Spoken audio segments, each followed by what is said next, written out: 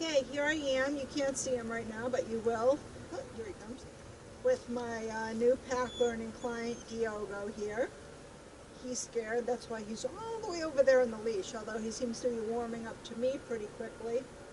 But he's in general a scared dog, which has been making him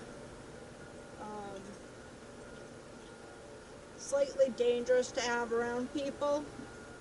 He doesn't have a bite history of any alarming sort right now. He has touched skin with his teeth a few times. I believe in observing him mostly because he's scared. He's scared of people, and so then he screws up his courage and he decides to do something about it. Doesn't appear to be overly worried about me, although clearly he's not feeling completely comfortable in his new circumstances right now. My husband, he's much more reactive to, although my husband did get away with getting in and out of rooms unscathed today. We do have a muzzle on Diogo because his owner usually has a muzzle when he goes out. There's no reason to risk harm, although I feel myself pretty safe around him. It's our first day, and I don't know what he would do if another dog grumped, or if Robert came in the room and I was holding his leash. That could become a whole different thing. So until we know him better, he will have his muzzle on. It's not my favorite thing to do with dogs, but it does provide for more training opportunities for the dog, which I think are better. It works faster than other methods. So in that respect, I like to use the muzzle rather than having them completely confined away from people or things until we get him used to being comfortable in himself. It allows me to push him more, see what his responses are, and use the training he has. So we're going to start with the long line exercise with him. I did check out his sit and down before going through the molding process with him, which is helpful for a fearful dog like this, but he has a good sit and down, so I might use something else with him, like the stand, to get that process of trust of being handled and approached by strangers off the ground. But we'll see how it goes. It's just my first day with him. These are just my first thoughts about him. First day is always about observing and getting to know a dog, unless they're a goofy, friendly dog, which, a run-of-the-mill dog. But if you have a dog with behavioral problems, you really want to get to know that dog well before you start pushing things. So.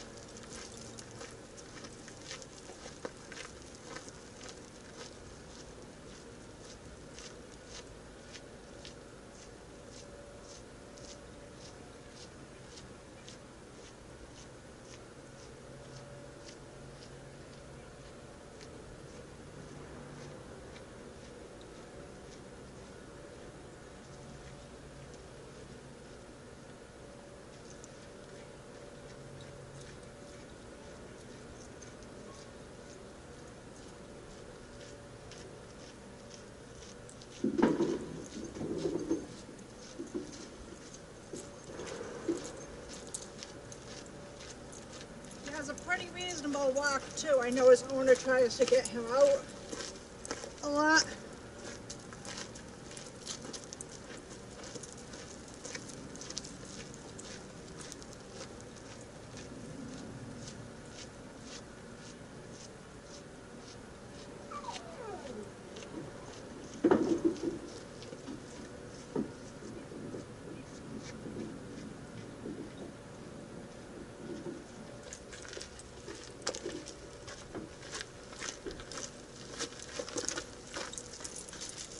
So on about the next point for B to C, he started drifting a lot to the left, so that could use polishing up and improvement before we go on to things like heel and auto sits. So long line's going to be very useful to this dog, especially since he has to stay close to me. I'm not his owner. I'm still unknown. Listen, deep behind me.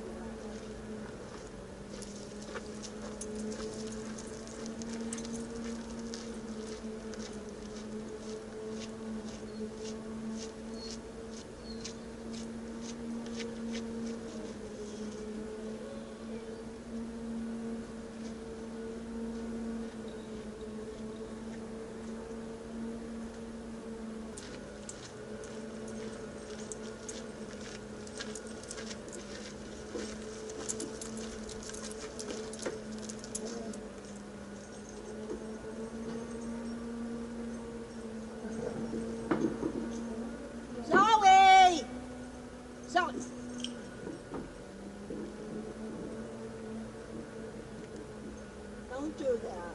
Though he was humping Max. Discourage that sort of thing.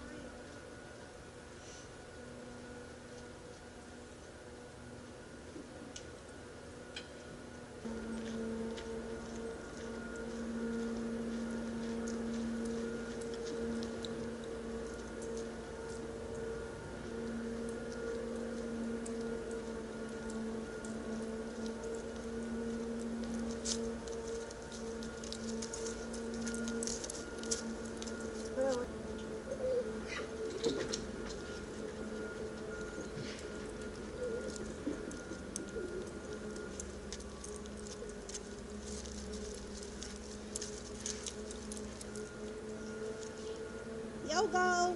Diogo! I'm not saying it, but yeah. Good boy, okay.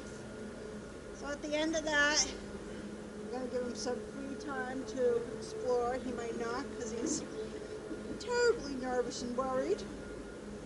Doing better though than he was when he first came here this morning, starting to... Lucy!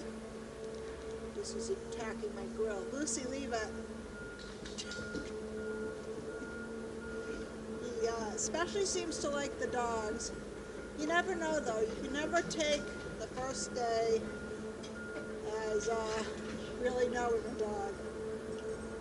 All sorts of things can change. You could just be intimidated by me, or by having a new, I should say having a new person. I don't hold any special intimidating powers. I am used to handling dogs. That sometimes makes them not prone to go after me, which is nice. But not all the time. It's not something you can take to the bank with you, especially on your first day of knowing a dog.